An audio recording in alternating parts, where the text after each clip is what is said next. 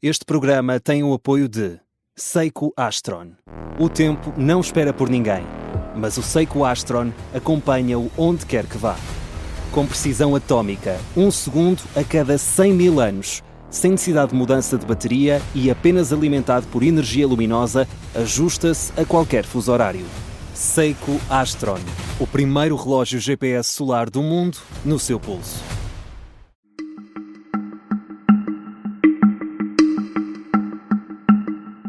Esta é a história do dia da Rádio Observador. O que vai realmente mudar com a nova lei da nacionalidade?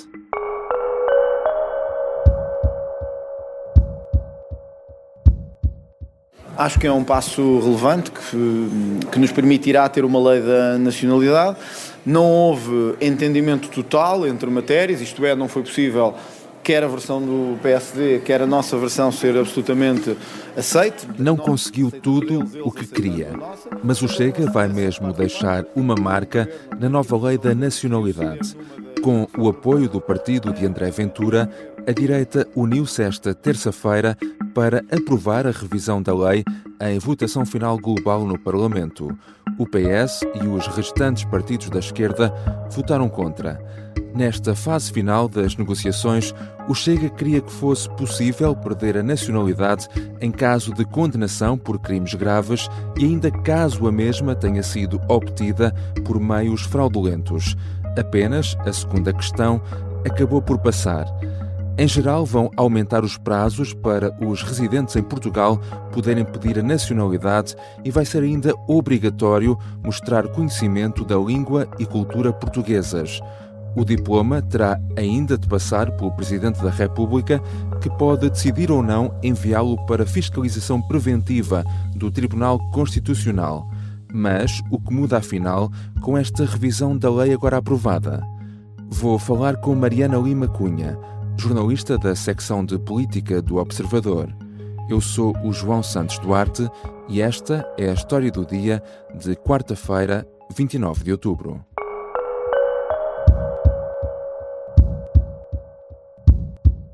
Olá Mariana, bem-vinda.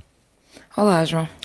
Depois da aprovação em comissão parlamentar, ainda que este tenha sido um processo muito difícil, esta terça-feira foi possível aprovar, em votação final global, a revisão da Lei da Nacionalidade após um acordo de última hora entre o PSD e o Chega.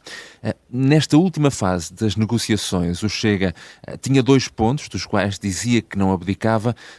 Que exigências eram essas?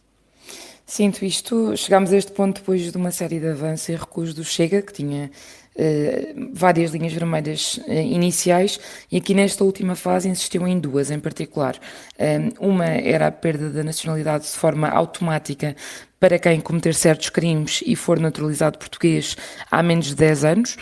Estamos a falar de crimes com uma pena de prisão acima de 3 anos, e depois um tipo de crimes que incluem, enfim, crimes contra o Estado, crimes de terrorismo e por aí fora. Essa era, enfim, a grande bandeira do Chega nesta negociação. Depois insistia também na perda de nacionalidade para quem a tiver conseguido de forma fraudulenta, mesmo que já tenha há mais de 10 anos, aliás, que é uma salvaguarda que o PSD incluía na sua versão. Portanto, destas 2 medidas, qual é que o PSD acabou por deixar passar para conseguir a viabilização da lei? O PSD deixou passar a segunda, ou seja, a que retira a nacionalidade a quem a tiver conseguido de forma fraudulenta, independentemente dos anos a que, enfim, já é portuguesa, que já tiver obtido a nacionalidade, e eu diria que o Chega estava plenamente consciente de que esta era de facto, enfim, a proposta mais fácil de fazer aprovar, até porque a lei já prevê a nulidade de atribuições de nacionalidade que tenham por base atos fraudulentos, e portanto sabia que era mais fácil que esta fosse a vitória que podia reclamar aqui no episódio final desta novela da nacionalidade, dizendo depois aos seus eleitores que conseguiu fazer aprovar uma nova lei e que esta contém algumas das linhas vermelhas do Chega, mesmo que sejam estas em que, enfim, o PSD resume isto a uma alteração de semântica do que já existia na lei, mas é certo que algumas das exigências do Chega vieram mesmo parar aqui à nova versão da lei. E, portanto, a outra exigência que passava pela perda automática de nacionalidade em caso de condenação por crimes graves caiu. Que motivos alegou o PSD para barrar esta medida? O problema aqui é de constitucionalidade. Esta era de longe, como o próprio PSD reconheceu, a proposta que gerava mais divergências e que mais especialistas consideravam que violava a Constituição. E por isso o PSD não só apresentou uma versão em que essa perda não era automática, ou seja, é decidida por um juiz e está dependente dessa decisão, não se pode retirar simplesmente por ter cometido o crime a nacionalidade como se fosse uma consequência imediata, como o PSD também decidiu de separar esta parte da proposta do resto da lei da nacionalidade para tentar que o resto da lei não fique contaminada. Ou seja, o PSD estava consciente de que esta parte da proposta, mesmo na sua versão, pode levar a um chumbo do Tribunal Constitucional, por exemplo, e, portanto, como eu já ouvi de fontes do PSD, o PSD vive bem sem essa sanção, não viveria bem era sem a lei como um todo. Portanto, no fundo não quer, como se costuma dizer, deitar fora o bebé com a água do banho e não quer que o resto da lei vá arrastada para um chumbo do Tribunal Constitucional. Sim. Mariana, já se discutiu tanto sobre esta revisão da lei da nacionalidade, com tantas propostas e contrapropostas, que é importante talvez percebermos também realmente o que é que muda afinal.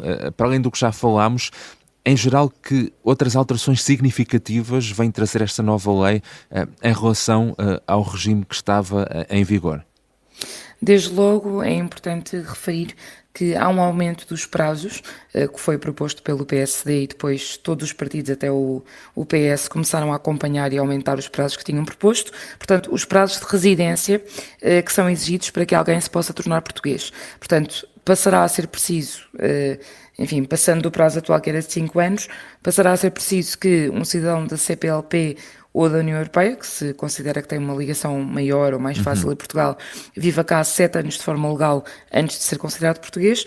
No caso de um cidadão de qualquer outro Estado, são 10 anos. Os partidos já indicaram que isto pode representar um problema, por exemplo, para cidadãos que, não sendo de facto, não cumprindo nenhum destes requisitos, sejam de países que são relativamente próximos de Portugal ou que têm uma comunidade grande cá, como é o caso do Reino Unido ou da Ucrânia, que não são parte da União Europeia. Depois nós temos o que eu diria que é a grande conquista do Chega nesta proposta, que é a questão de, e é uma questão que foi incluída pelo PSD já à 25ª hora de negociação, que é a questão de impedir que uma pessoa que não tem os chamados meios de subsistência próprios possa tornar-se português. Ou seja, tal como, enfim, isto era uma regra que já fazia parte da lei dos estrangeiros, que também foi revista há pouco tempo, mas agora passa a ser preciso, para ser português, ter meios de subsistência próprios, não depender de subsídios ou de apoio do Estado para obter a nacionalidade. E isto era uma norma a que os outros partidos resistiam muito e em que o PSD acabou mesmo por ceder ao Chega. Depois vamos ter também uma regra que impõe que quem se quer tornar português tenha de provar que conhece a língua portuguesa, mas também a história, a cultura e os símbolos nacionais. O PS queria que ficasse estabelecido que esses símbolos são o hino e a bandeira, para não entrar em conceitos demasiado indeterminados, que é um dos problemas que a esquerda aponta a esta lei. E depois, como já falamos, enfim, a questão da perda da nacionalidade, neste caso na versão não automática do PSD, que fica por saber se de facto vai passar no Tribunal Constitucional e, portanto, mesmo passando no Parlamento, se chegará a ser posta em prática. Já regressamos à conversa com Mariana Lima Cunha, jornalista da secção de política do Observador. Na segunda parte vamos falar, entre outras coisas, dos motivos que levaram a esquerda a votar contra a revisão da lei da nacionalidade.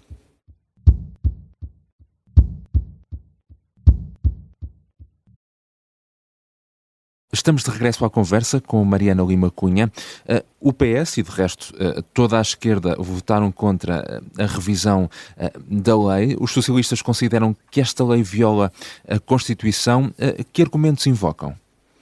Durante esta negociação, que, enfim, foi longa e eu diria até bastante penosa para quem teve de seguir a par a passo, exatamente, houve vários problemas, enfim, potenciais problemas constitucionais que foram levantados, como é o caso, por exemplo, de a lei discriminar entre cidadãos naturalizados e portugueses de origem, porque, enfim, os primeiros poderiam perdê-la, não é? Perder a nacionalidade, ou discriminar, por exemplo, entre cidadãos que têm uma origem ou outra, como já falámos, cidadãos que têm origem em países que se considera que são mais próximos de Portugal ou outros.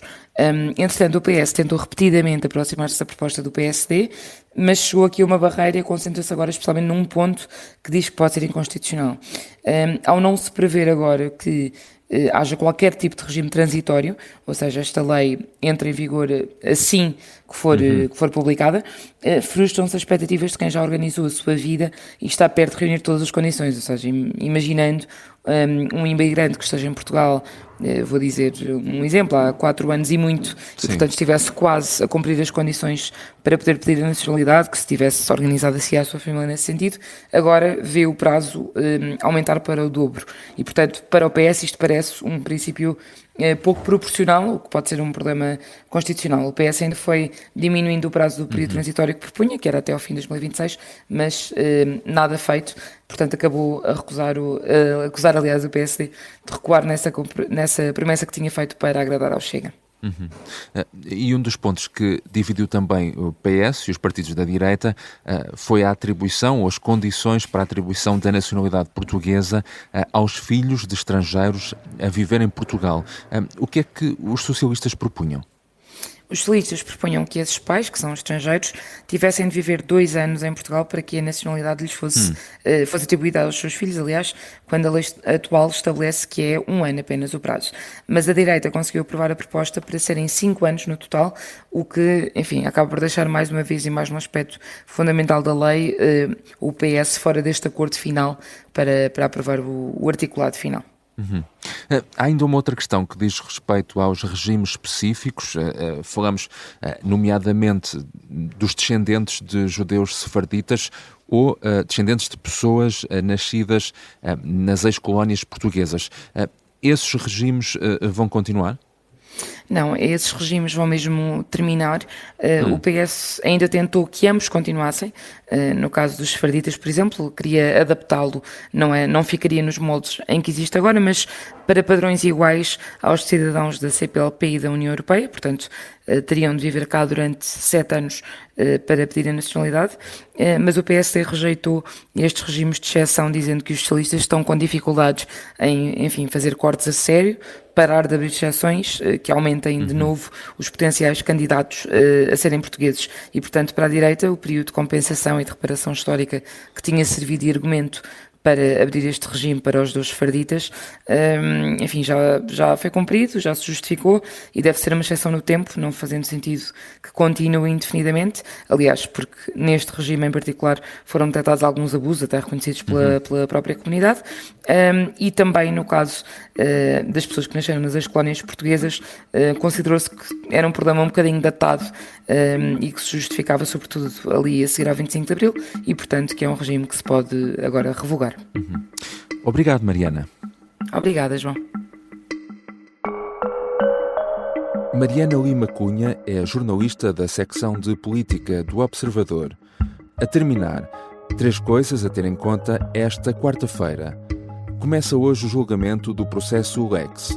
Em causa estão os crimes de corrupção passiva e ativa para ato ilícito, recebimento indevido de vantagem, abuso de poder, usurpação de funções, falsificação de documentos, fraude fiscal e branqueamento.